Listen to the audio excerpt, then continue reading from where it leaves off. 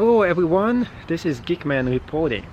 Now, behind me is the Honda Civic Hatchback, and in this video we're going to go into the top 10 reasons why you should reconsider buying this. What are the issues you might be having in the future, and those are exclusive to the version right below.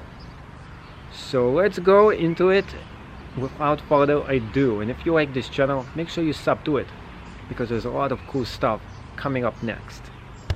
We're going to be starting with number one reason why you should consider owning this vehicle, and it has to do with the style. And that comes standard with the Honda Sports version, and there's two issues with it. Number one is the exposure of all of this to climate, such as snow, dirt, especially salt. That's going to eat up the brakes and everything right here, and it's going to rust after a while. In other vehicles, this thing is all closed up, and it doesn't look as pretty, but it doesn't let everything slip right in, including locks, everything else that could totally ruin this after a while. Number two also has to do with this design, is this right here. You can see it, how thin this actually is compared to the whole weight of the entire vehicle. Look at the tire size right here compared to the tire size right there. I think you can see the entire difference, what actually happens, and after a while. And those tires are not guaranteed as good as regular Honda tires. Because of this reason, it's going to get a lot more wear and tear, just because how slim they are, how low to the ground they are. And this has to do with reason number three why you should reconsider this car, is just how low to the ground actually it is. Not much space between the ground and the vehicle, not much ground clearance as well. This is an issue waiting to happen. Number four has to do with this in the front right here, the facade. Now this is closed, it is protected. There's holes right here that's gonna get rocks, debris and everything else right inside here when you're driving. Worse, right underneath the hood itself. Same exact issue right here. This is even worse because it's gonna flow right inside into where the generator is. Why in the world would you do something with such big holes in here? Big rocks could just shoot right inside here and dent something in the generator and, you know, make issues with it in the future. Number five has to do with the back actually, and it is the following: twin exhaust pipes right here. Now if you had one exhaust pipe, you have an issue, because every time, you know, it rusts after a while, you have to replace it. Now you have two, double the trouble. Now of course you have to replace two of them every single time you're going to be repairing those pipes, especially if something is going to get rusted. So now you have twin intakes, twin the cost, and double amount of money if you get the sport edition here with the twin exhaust pipes. Now you might say the version that's not sport is better. No, it's not. It's actually worse. It's twin pipes that go on the sides and point down instead of pointing over here. This actually makes it even more unsafe. It's very likely snow can actually clog them up, and that's why I got this, because it's unlikely this is going to have this issue, but the other ones are facing right on the bottom. More likely you get carbon dioxide poisoning and all kinds of dirt that's going to go right inside of it as well. Number six has to do with the interior of the vehicle, and let's open this up.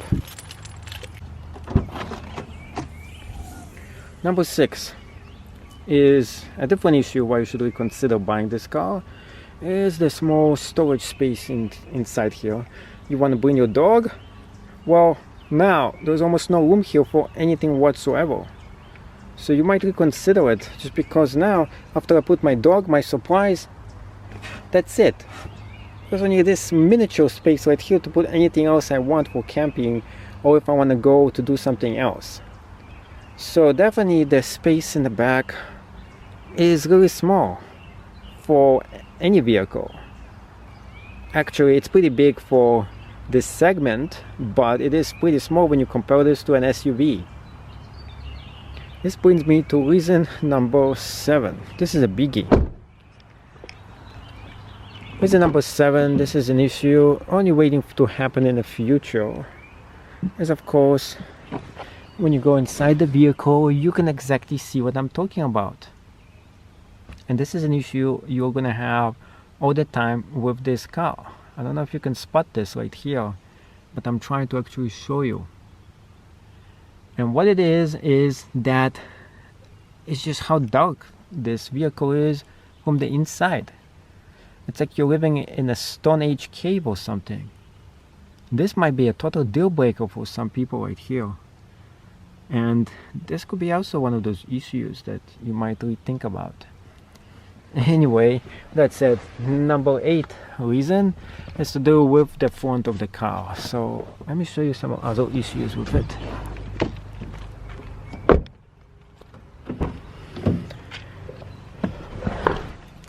The number 8 reason for this car and issues you might be having is the following. Electronic brake right there. This is just bound to break eventually.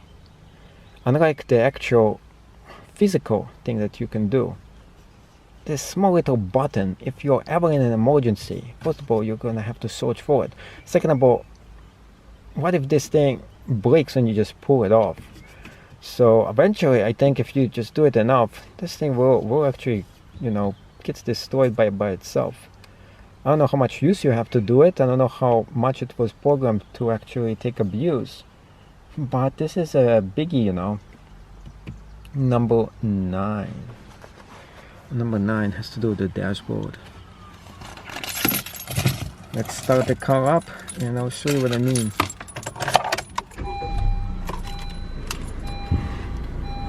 Number 9, the electronic dashboard of the vehicle. And there's a lot of electronics here. And this exactly is the issue right here. And this is right there is the biggest issue. The speedometer. This is all electronic right here. So eventually this might actually go. This is all mechanical, which means this should not have an issue. So eventually after a while the speedometer might actually stop working, the dash display might not work anymore. So this is something to keep in mind, that maybe if you own this car for a very long time, eventually this is going to be a problem. And lastly, has to do with the actual engine of the car. So let's go and check it out, what I mean. 2 issues right here. One is how hard to actually get this to open. You can accidentally open up it here and break it. Wow, this engine is hot. And I just used it too. Weird. It's not the easiest thing to open, by the way, because you have to go and hunt for the opening for it.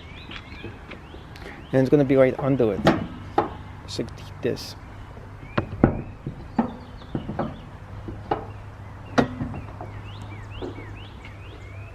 And there we go. The engine itself. As you can see, there is nothing sitting on top of the engine to protect it. It's all exposed from the top. That could be a problem someday, especially if something goes wrong here. Also, look at the size and complexity of this engine. Humongous. This is huge. You're talking about almost the 1/3 of this vehicle has to do with the engine and everything else included here. This is one of the biggest engines I ever seen.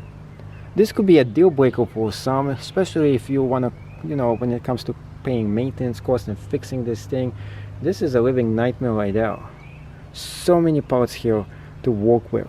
Now, I'm not a mechanic, but you can see what I mean by looking at this humongous and huge engine of this vehicle.